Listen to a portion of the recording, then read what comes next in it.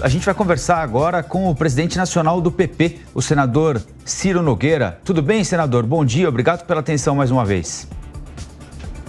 Bom dia, é um prazer estar com vocês. Prazer é nosso. Senador, queria que o senhor falasse um pouquinho sobre a decisão do Supremo ontem de interromper mais uma vez o julgamento que está acontecendo lá. O senhor avalia que isso deve ter alguma repercussão no Senado, na discussão sobre limitação de quantidade de droga para uso pessoal, criminalização de porte de qualquer quantidade de droga. O senhor entendeu como uma sinalização positiva do Senado? Também o fato de o presidente ter dito que não há interferência no que o Congresso faz, que o Supremo só está decidindo ali qual é a quantidade que determina quem é traficante e quem é usuário de droga. Olha, ficamos felizes com esse julgamento ter sido interrompido. Eu acho extremamente preocupante essa discussão agora, no momento que o país vive a sua maior crise de segurança da história, em que nós estamos muito próximos a nos tornar uma Colômbia, um México, no que diz respeito a controle por facções criminosas de todo o ambiente do nosso país. E você viu uma discussão agora de tornar, descriminalizar drogas no nosso país, é uma mensagem altamente negativa à sociedade. Eu acho extremamente desnecessário. Nós não temos como acontecer isso no nosso país, porque o grande problema é de quem as pessoas vão comprar essa droga? De traficantes. E são, hoje, no país, o maior problema no Brasil é o controle do tráfico tem das cidades brasileiras. Então, eu acho um desserviço ao país essa discussão do Supremo.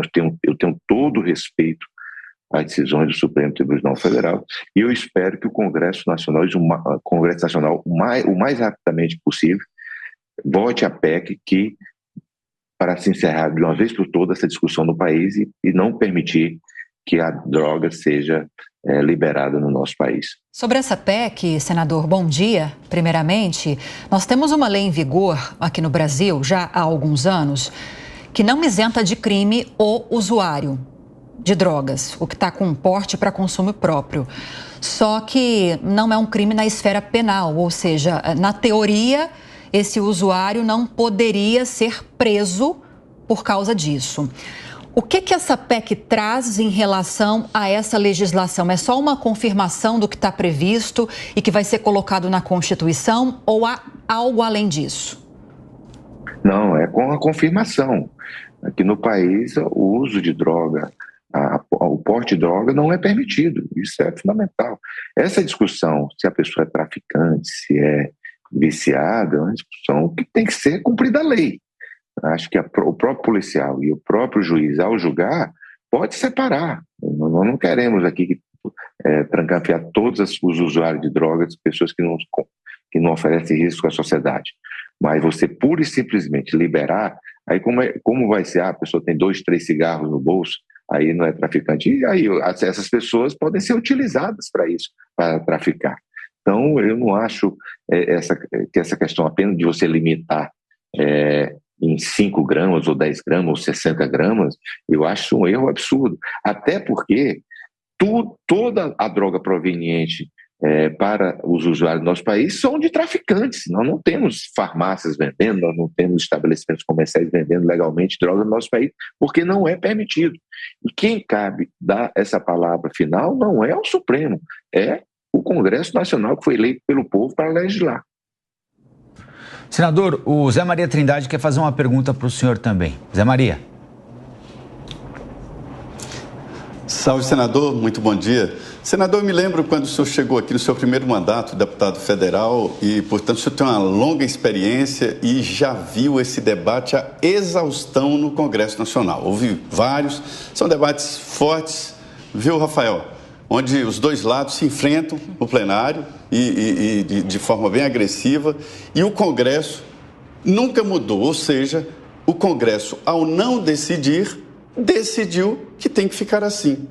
E a proposta, exatamente, senador, é de que o policial que tem experiência, tem expertise das ruas, sabe ali diferenciar onde é um traficante e onde é um usuário, né? E tem que ter penas diferentes, sim. E não é o policial a dar a última palavra. Ele começa, depois o delegado, depois o juiz de primeira instância, ou seja, há filtros. Então, assim, diante do meu raciocínio, de que o Congresso já decidiu não decidir. Por que esse assunto agora foi levantado e vem de uma maneira tão forte assim e pelo Supremo? Como o senhor vê essa situação? Maria, nós temos, de qualquer forma, no Supremo Tribunal Federal, os homens capacitados, gabaritados, mas tem algumas convicções que, às vezes, querem externar essas convicções para a sociedade de uma forma de obrigar para que elas tenham a obrigação de receber essa determinação. Mas a sociedade não quer isso. Eu fiz uma pesquisa agora no meu estado, no meu Piauí, em que 80% da população, aliás, quase 90% da população não quer isso. Acho que até os próprios usuários não querem essa descriminalização no nosso país. Então não pode o Supremo Tribunal Federal passar por cima da vontade da população brasileira, que é expressa ao eleger um deputado, ao eleger um senador, que vai votar as leis no nosso país. É para isso que nós fomos eleitos, para legislar. O Supremo é feito para interpretar as leis, certo? E às vezes se utiliza dessa interpretação para legislar. E isso nós não podemos permitir que aconteça no nosso país.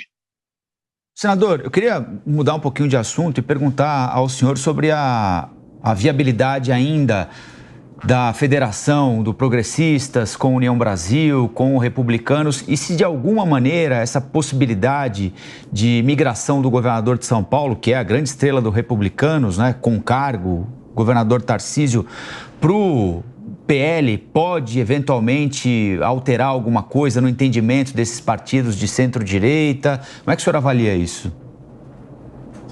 Olha, nós temos, não vou negar para você, conversas adiantadas dos três partidos que têm mais sintonias, que é o Republicanos, Progressista e União Brasil.